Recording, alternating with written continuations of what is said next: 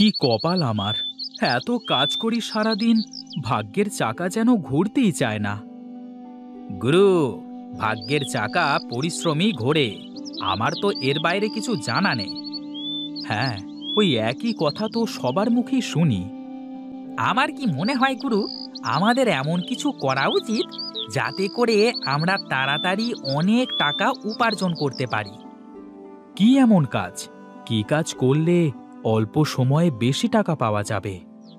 আরে কি যে বলো গুরু, তুমি হলে আমার গুরু। তুমি যদি আমার কাছে প্রশ্ন করো তাহলে কি হবে? মাথা তো কাজ করে না রে পাগলা, কি যে করি। বলি কি গুরু, আমরা এক কাজ করতে পারি। কি কাজ বল দেখি? এই চলো, আমরা আজ থেকে সব কাজ বাদ দিয়ে ব্যাংক ডাকাতি করি। কি সব বলিস? তোর খালি আজে বাজে কথা। একটু ভালো করে চিন্তা কর দেখি। এই বসে বসে মাথায় কোনো চিন্তা আসবে না গুরু। বড় লোক তো আমাকে হতেই হবে, তাতে যেভাবেই হোক। তুই খালি আমার কথা মতো কাজ কর দেখি। আমার কি, তুমি যা বলো আমি তাই করি।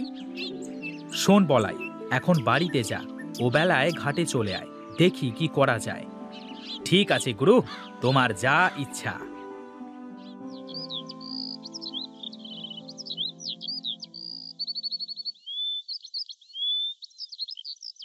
কি গিন্নি, বসে আছো যে? এখন আসার সময় হলো তোমার? রান্না করে সেই কখন থেকে বসে আছি, এই আসছো বুঝি? আসবো তো গিন্নি, এত ব্যস্ত থাকি সব সময়। হ্যাঁ, কি যে ব্যস্ত থাকো তা তো আমি ভালোই জানি। পেয়েছো তো ওই ভাদাইমা বলায়ের সাথে সারাদিন কুমতলব আটার। বাজে কথা বলো না তো গিন্নি। হ্যাঁ, আমি যা বলি তা তোমার কাছে বাজে কথাই হয়ে যায়। এখন এসো, কটা খেয়ে আমাকে উদ্ধার করো। আমার তো আর তোমার মতো ঘুরে বেড়ালে চলবে না, অনেক কাজ পড়ে আছে। বলি শোনো গিন্নি, এত চিন্তা করো না। একদিন দেখবে আমরা কত টাকার মালিক হই। হ্যাঁ হ্যাঁ, তা দেখা যাবে, যেদিন হবে সেদিন বলবে। আহা, তোমার হাতের রান্না মনে হয় অমৃতের স্বাদ। আহা, কি রসের কথা! সেই তো 3 বেলা ডাল ভাত ছাড়া কিছু জুটাতে পারো না, আবার এমন ভাবে বলছো যেন বিরিয়ানি রান্না করেছি। তোমার হাতের এই ডাল সিদ্ধই তো বিরিয়ানির থেকেও সুন্দর হয় গো গিন্নি। শোনো শোনো, খুব তাড়াতাড়ি আমাদের সুখের দিন আসবে।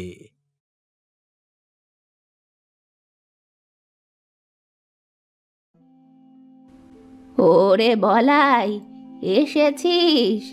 এই তো বেলা করে কোথায় কোথায় ঘুরে বেড়াচ্ছিস বল দেখি। এই কোথায় আর ঘুরে বেড়াবো, আমি ছিলাম আমার কাজে।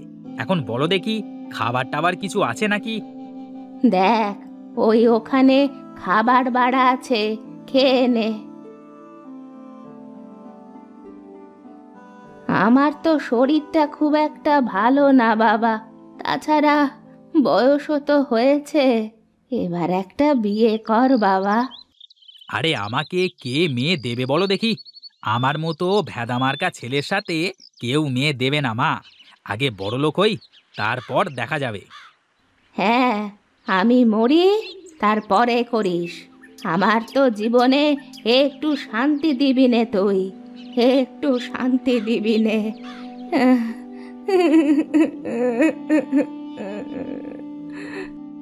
এই দেখো মা, প্রতিদিন এক কথা শুনতে আমার ভালো লাগে না। আমাকে আর একটু সময় দাও।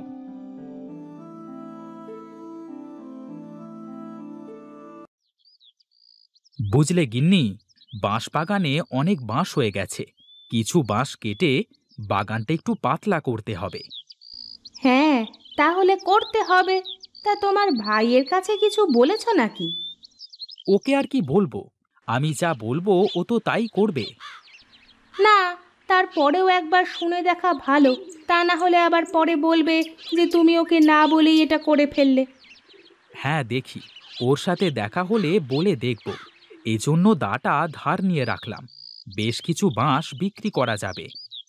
যা ইচ্ছে করো, কিন্তু সাবধান, দুটো কথা যেন না হয়।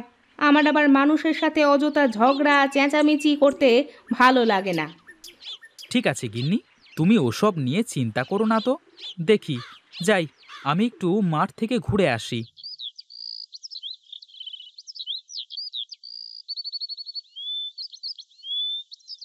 আচ্ছা বলাই, একটা কাজ করলে কেমন হয়? কি কাজ ওস্তাদ, বলো দেখি। আমি ভাবছিলাম, আমাদের তো বিরাট বাঁশ বাগান আছে, আমরা যদি বাঁশ দিয়ে কিছু করতে পারি। বাঁশ দিয়ে কি করা যাবে ওস্তাদ? গাধা নাকি তুই? বাঁশ দিয়ে তো কত কিছু বানানো যায়। হ্যাঁ, তা করা যায়, কিন্তু এগুলো বানাবে কি করে?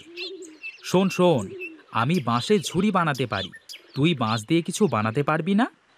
এই শোনো শোনো, সারাদিন ধরে ওই একটা ঝুড়ি বানিয়ে তা বিক্রি করে কয় টাকা তুমি পাবে শুনি? তাও তো মন্দ বলিসনি। আসলে মাথায় কোনো কিছু কাজ করছে না, কি যে করি। এই বলি কি, আমরা একটা কাজ করতে পারি ওস্তাদ। বল দেখি, কি বলতে চাস তুই? আমরা তোমার বাগানের বাঁশ দিয়ে নদীতে যদি একটা সাঁকো তৈরি করে দিই, আর যারা আমাদের এই সাঁকো দিয়ে নদী পার হবে তারা সবাই আমাদের টাকা দিয়ে পার হবে, তাহলে কেমন হবে? তাতে তো অনেক বাঁশ লাগবে, আর এলাকার মানুষ কি আমাদের টাকা দিয়ে সাঁকো পার হবে? শোনো ওস্তাদ, ওই দেখো, সবাই তো নৌকা করে নদী পারাপার হয়, তাহলে তারা তো মাঝিকে পয়সা দিয়ে পার হচ্ছে, তাই না? হ্যাঁ, তা অবশ্য ঠিক। তাহলে তো সবাই খুব সহজেই এপার ওপার যেতে পারবে। হ্যাঁ ওস্তাদ, তাছাড়া আবার বলছি কি, একবার শুধু সাঁকোটা তৈরি করতে পারলে তারপর বসে বসে শুধু টাকা গোনা। বাহ, তোর মাথায় তো বুদ্ধি আছে রে পাগলা। হ্যাঁ, আমি কার শিষ্য সেটা দেখতে হবে তো নাকি? বেশ বেশ, চল চল দেখি, আমরা বড় ভাইয়ের সাথে কথা বলে দেখি সে কি বলে। বাঁশ বাগানে তো তারও ভাগ আছে। এই চলো ওস্তাদ, চলো।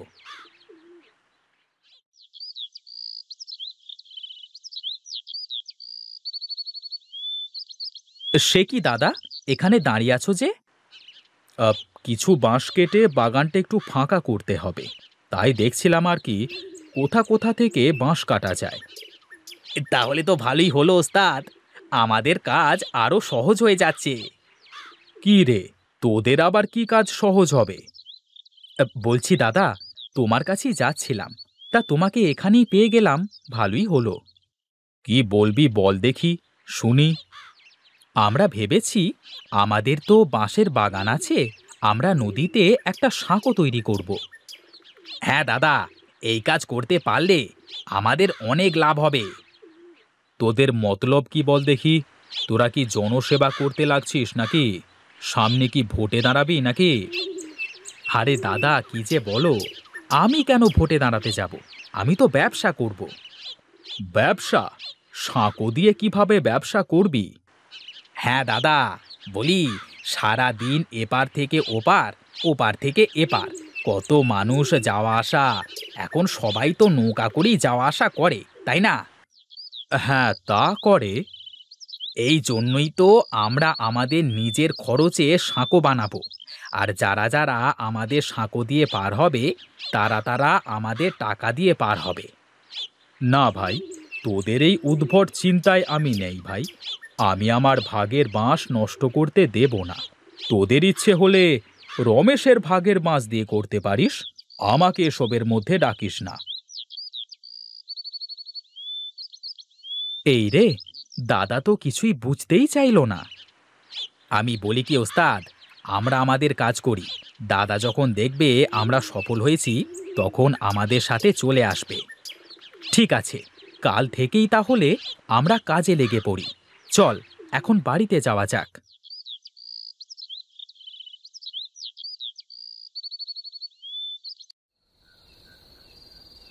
শোনো গিন্নি, কাল থেকে আমি একটা নতুন কাজ শুরু করব।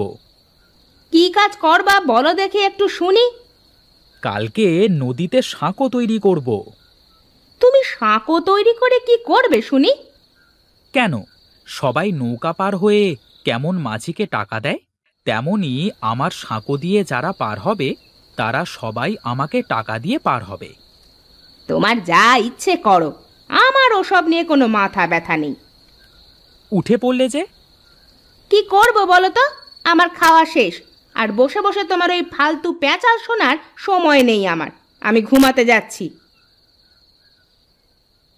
হায় রে কপাল আমার, কেউ বুঝতে চায় না আমাকে। আমি যা করি সব তাদের কাছে ফালতু কাজ মনে হয়।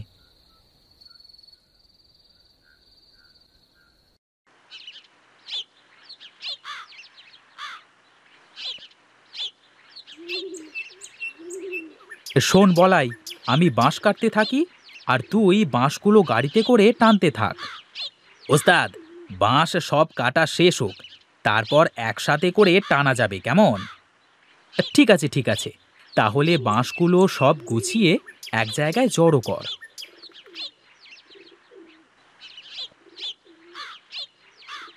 বাঁশ তো সব কাটা শেষ রে বলাই, এবার নে গাড়িতে ওঠা সব বাঁশ।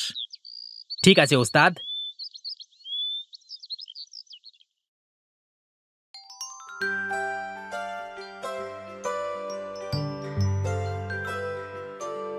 নে নে, এবার বাঁশগুলো সব নামিয়ে ফেলতে হবে।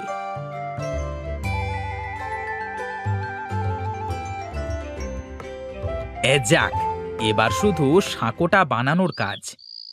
শোন রে বলাই, যারা আমাদের সঙ্গ দিল না তারা দেখবি আফসোস করবে। ওস্তাদ, আমি জানি তুমি যা করো তা সব ভেবেই করো। বুদ্ধিটা আমার হলেও এটা ভালো না মন্দ তা তো তুমি ভালো করে ভেবেছো, তাই না? হ্যাঁ রে, আমি সব ভেবেই করছি। নে নে, কাজ শুরু কর।